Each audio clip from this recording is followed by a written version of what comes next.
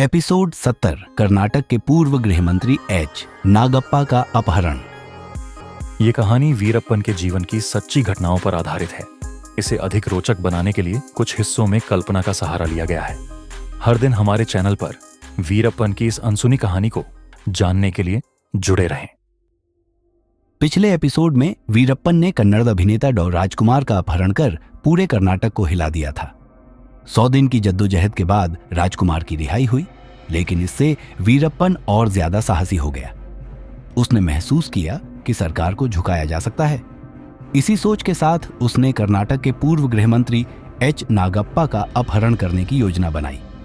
घटनाक्रम: वीरप्पन का अगला निशाना। राजकुमार की रिहाई के बाद वीरप्पन की ताकत बढ़ गई थी। उसे लगा कि सरकार अब उसकी हर बात मानने को मजबूर होगी।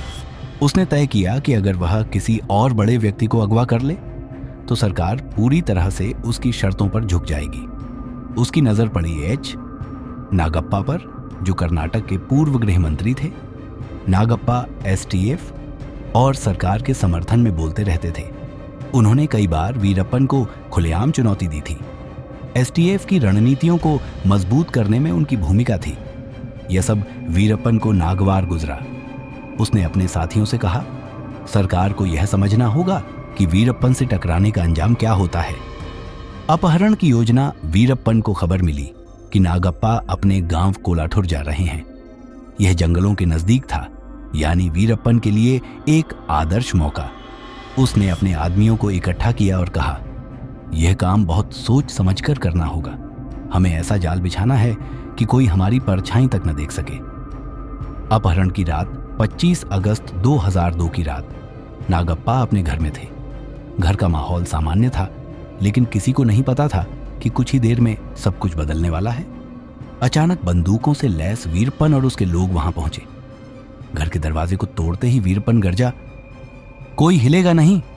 नागप्पा, अब तुम्हारी बारी है।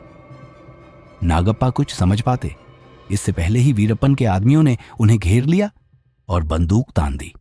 नागप्पा ने गुस्से में कहा, तुम बचोगे नहीं वीरप्पन, सरकार तुम्हें खत्म कर देगी।